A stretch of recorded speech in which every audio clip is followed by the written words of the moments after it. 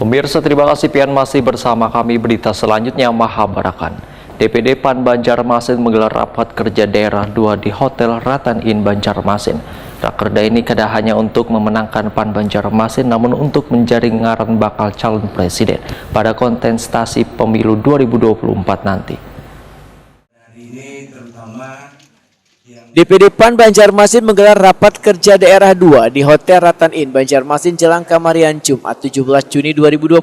Rakerda ini kada hanya untuk memenangkan PAN Banjarmasin, namun untuk mencari ngaran bakal calon presiden pada kontestasi pemilu 2024 mendatang. Dalam rakerda yang dihadiri pula Wakil Ketua DPW PAN Kalimantan Selatan Aprijaldi ini mengemuka ngaran Ketua DPW PAN Kalimantan Selatan Muhyiddin nang wahini menjabat Wakil Gubernur Kalimantan Selatan digadang-gadang menjadi bakal calon Gubernur Kalimantan Selatan, serta Ketua DPD PAN Banjarmasin Hari Wijaya nang wahini menjadi Ketua DPRD Banjarmasin untuk bakal calon Wali Kota Banjarmasin.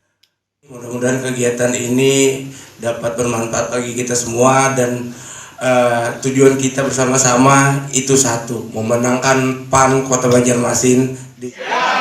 PAN Haji Muhyiddin, Hari Wijaya.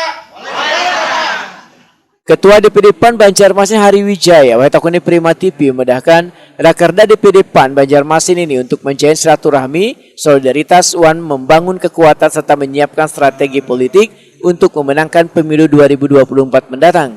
Selain itu, rakerda ini juga untuk mencari ngaran calon presiden mendatang. Ini sesuai dengan arahan dari DPP Partai Amanat Nasional. Ketua DPRD Banjarmasin ini menegaskan, tujuan dari penjaringan ini adalah untuk menaikkan ngaran atau elektabilitas Partai Amanat Nasional baik di daerah hingga ke pusat. Hari Wijaya menyatakan, dalam rakerda ini akan dibahas pula mekanisme perekrutan caleg DPR RI, DPRD Provinsi Kalimantan Selatan serta DPRD Banjarmasin hingga strategi pemenangan lainnya. Disinggung ngarannya masuk dalam bursa yang dicalonkan menjadi bakal calon Wali Kota Banjarmasin dalam Pilkada 2024 mendatang.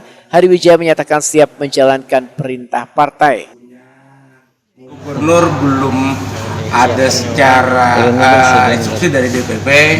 Kita masih mempersiapkan kader-kader terbaik kita di PAN untuk gubernur dan kepala daerah kabupaten kota nantinya. Mudah-mudahan kader terbaik akan memenangkan seluruh pilkada di Provinsi Kalimantan Selatan. Kalau pribadi mana ditunjuk kesiapan gimana? Insya Allah, Bismillahirrahmanirrahim, kita siap.